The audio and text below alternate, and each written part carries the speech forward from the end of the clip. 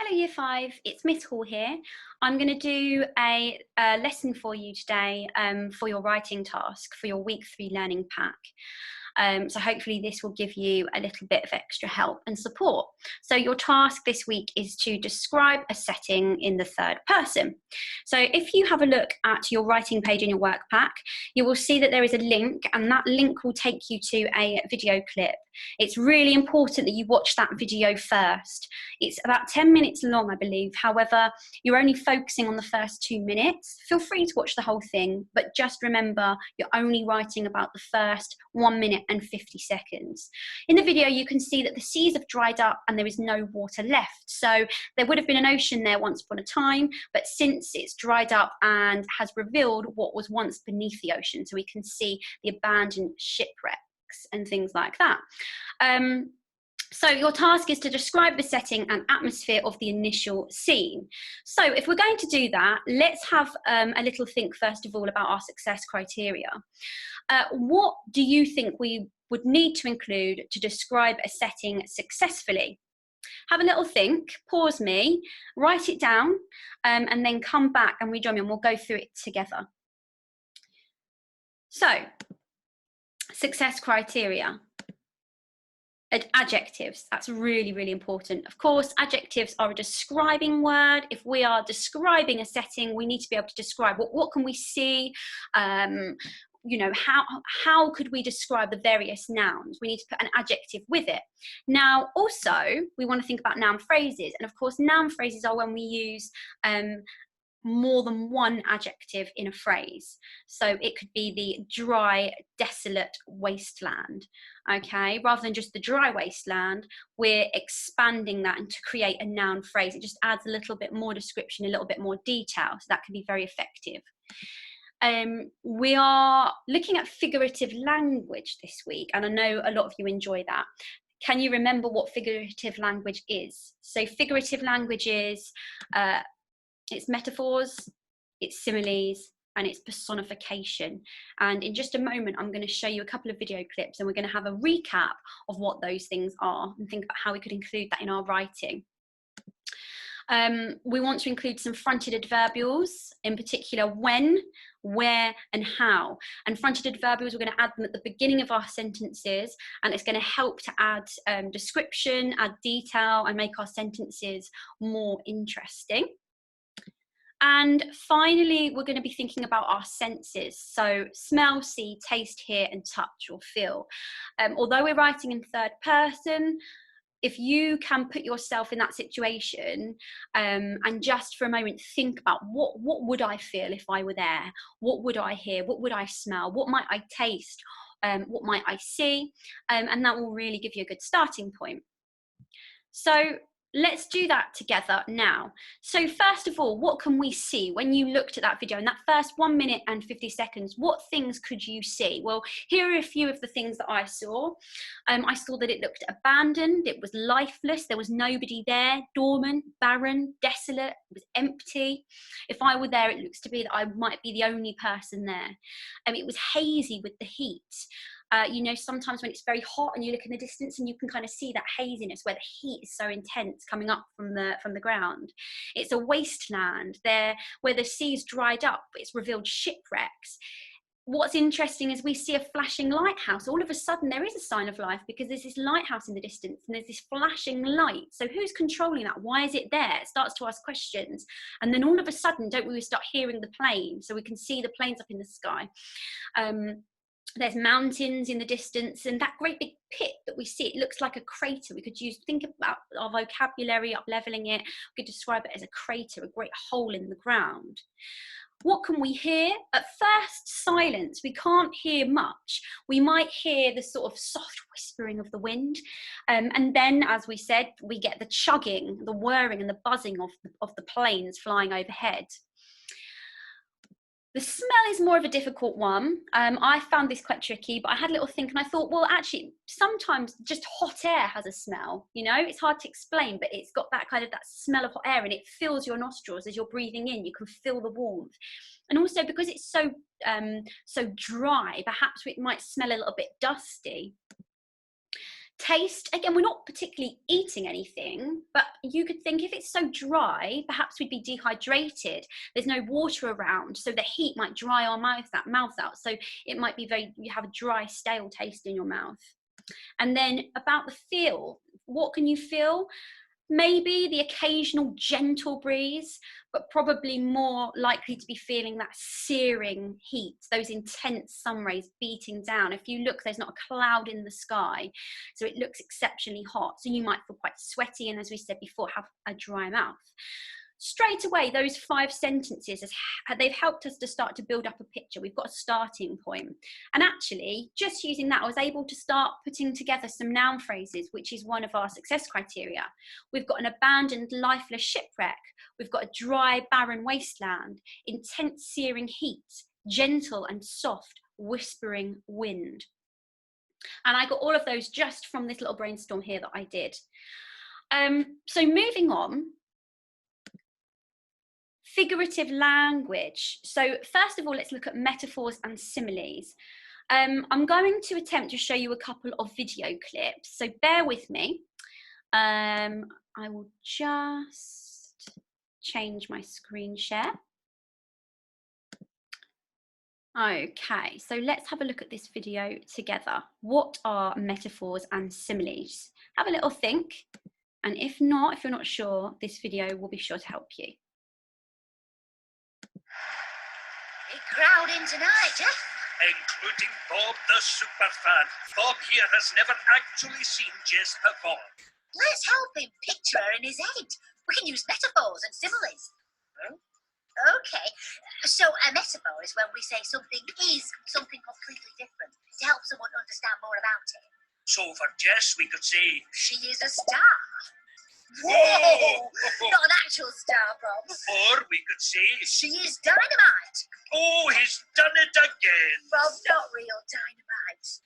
For similes, we use as or like to compare one thing to another. So for Jess, we could say, she's as fast as a cheetah. Or as graceful as a gazelle. Well, today it's powerlifting. Oh, that's bound to hurt. Maybe we should have mentioned she's as feeble as a mouse. Okay. Let's just go back to my PowerPoint and we'll carry on. So, what did we learn about metaphors and similes? So, what's the difference? So, a metaphor is when we are comparing, with both metaphor and similes, we're comparing them to something else. But the difference is with a metaphor, the thing you're comparing it to, it becomes that, okay? So you're saying it is that. With similes, you're saying it is like it. You're using the word like or as. So I will put the link for the video we just watched down below so you can rewatch it again. What metaphors and similes did you hear in the video clip? So have a little think and let's go through them together. She is a star. She is dynamite. Okay, so they are comparing her, but they are saying she is these things. Okay, she's becoming these things. She is a star. She is dynamite. With the similes, we're using as. She's as fast as a cheetah. So she's not become the cheetah. We're not saying she is a cheetah, but she is as fast as a cheetah.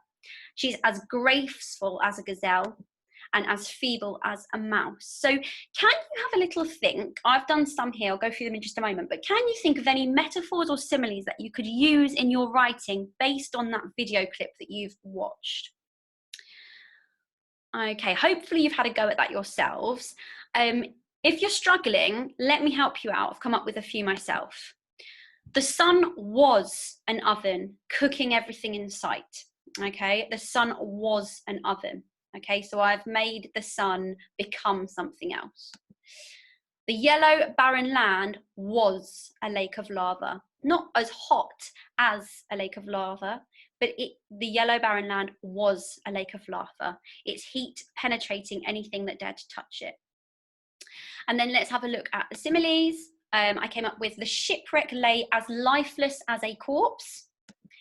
The cloudless sky was as blue as the ocean. So with both, I'm comparing them to something else. With the metaphor, it becomes the other thing. With the simile, we are saying it is like the other thing. Okay, hopefully that helps. Try to come up with your own, and I look forward to seeing them in your writing.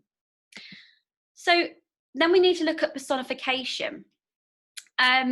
I'm going to try and do the same thing and just stop sharing my PowerPoint, and then I'm going to share you my internet screen, and we're going to look at a new video on personification. Okay, have a little think to yourselves, what is personification? And if you're not sure, let's have a look at this video. Janine, I'm reporting from the trackside as the stadium holds its breath in excitement. I can almost picture it now. I can tell you that Jess's heart is racing at 100 miles per hour. Outstanding personification, Jess. Thanks, Janine. I sometimes describe objects as if they're people. I find it makes my sentences more exciting. It's as if we're there with you, Jess. Oh, no! What can you see, Jess? That is one miserable shot put. Oh, and that's more top draw personification. Time for a final throw. Oh, no, Janine! The scoreboard is weeping in disappointment. As am I, Jeff, as am I. Is there any good news for Jeff? Not really, Janine. Oh, well, at least the camera loves her. Okay, so just bear with me while I take you back to my PowerPoint. So, what is personification? Personification is where we bring an object to life. We give it human qualities. Okay, so did you hear any examples of personification in that little clip that we just watched? If not, let me help you out. So he said, the stadium holds its breath in excitement. Of course, the stadium is not a living thing. It can't really hold its breath. So we use personification for effect. The stadium holds its breath in excitement. So it really starts to build that atmosphere and makes it sound quite intense. Okay, what else did we hear? He said, Jess's heart is racing at 100 miles per hour. We had, that's one miserable shot put. The scoreboard is weeping in disappointment. And at least the camera loves her. So all really good sentences. As you can see, we are bringing ordinary objects to life, giving them human qualities. Let's see if we can do that and think of any examples that we could use in our writing. So have a little go yourselves. First of all, go back to your senses. What did you see? What sort of things did you see? Okay, now look at those objects. Now, how could you bring them to life in some way? How could you give them human qualities? Okay, here are some of mine. The gentle wind picked up the sand as it swirled and danced through the air. The deserted shipwrecks lay quiet and still as if sleeping. The sun, a golden eye, stared down from the sky unblinking. Okay, so you can see I've chosen a few different things. I've got the sand and the wind, the shipwrecks and the sun. I've given them all human qualities. And it just really makes your sentences more interesting for the reader, more exciting. Okay, next thing, fronted adverbials, in particular when, where and how. So let's start off with our where. Now, if we're thinking about our fronted adverbials, these are short phrases or words that come at the beginning of a sentence and it adds more information. So if you're thinking about where, we obviously need to use some prepositions. So here are some examples that I came up with. Within the depths of the desert, high above the barren land, behind the lighthouse, scattered across. So you can see my prepositions that I've used: within, high above, behind, and across. So there's some that you can use if you're struggling, but see if you can come up with any of your own. You could use when, so as the sun reached its peak, at that moment, within seconds, occasionally there was. So it's all about time and when something is about to happen. Now, of course, remember when you're using fronted adverbials, you must put a comma and then continue with your main clause. And then lastly, how. So this is talking about manner. So how something is happening. So thinking perhaps about some adverbs. So gently, the wind. With intensity, the sun shone down. Silently, grains of sand travelled across the wasteland carried by the wind. Loudly, the chugging, whirring engines of the planes ahead broke the silence. So you can see that I'm starting to bring in some of my other success criteria. You can see there I've also got, as well as fronted adverbials, I've got at the bottom, I've started to think about my noun phrases as well. And a little bit of personification there, carried by the wind. I'm giving wind that human quality that it can literally pick something and carry something. So feel free to use these to help you. I'll be really impressed though if you can come up with some of your own as well, and look forward to reading some of your work. Okay, so let's go through our model. So this is something that I've put together. Now, we'll read it through together. I want you to go through it, and I want you to let me know if you see any of our success criteria. So remember, we are looking for adjectives, noun phrases. We're looking for figurative language. We're looking for metaphors, similes, and personification. We're looking for fronted adverbials. So if you see any of those things, let me know, and then we'll go through them in a moment together. So let's have a read. The cruel sun beat down, its one malevolent eye unblinking, and the sky was its co-conspirator, with not even a wisp of cloud to soften the harsh rays. The yellow, barren land was a lake of lava, as the abandoned, lifeless shipwreck lay like a lifeless corpse, sinking into it. Scattered across the land, remnants of the once-was sea lay still, as the gentle wind picked up the sand, swirling and dancing through the air. Silently, a lizard scampered across the dry, burning sand and took shelter in the cool shadows of the rocks, where the sand was not hot enough to roast them. The intense dry heat created a haze and the air was thick. At that moment, the chugging and whirring of a plane engine could be heard, breaking the silence, the only sign of life in this empty, desolate wasteland. So you might notice some of those sentences look a bit familiar, and that's the beauty of planning your work. So if you follow this video and go through it step by step, you should be able to build up enough words, sentences, different bits and bobs that you can then start to piece together to create a full piece of writing. Now, my class, remember a technique that we always do. We start off, if we're stuck, we start off with a really simple sentence, and then we think to ourselves, how could we up-level it? What can we add? Could we add an adverb? Could we add an adjective to expand it, make it a noun phrase? Could we add a fronted adverbial with subordinate clause, etc.? Could we up-level a word? Could we up-level our vocabulary? So if you're stuck, start small and build up, okay? So now let's go through this together and look out for some of our success criteria. So we've got some noun phrases: yellow, barren land, the dry, burning sand, the intense, dry heat, and the empty, desolate wasteland. We've got some fronted adverbials: scattered across the land, so this is my where. We've got silently, which is how, and then we've got at that moment, which is a when. So that's quite a nice, we've got one of each there. And we've also got some figurative language. So the cruel sun, we're bringing the sun to life there by calling it cruel, because we're assuming that it's doing this on purpose. It's one malevolent eye, okay? So we're pretending that we're bringing it to life, that the sun is alive. It's not just a sun, it's an eye, it's a living being, unblinking. Malevolent meaning wishing to cause harm. And the sky was its co-conspirator. So we're bringing the sky to life. We're almost saying that the sun and the sky are kind of in this together to try and cause harm to someone down below with this intense heat. And then we've got the yellow barren land was a lake of lava.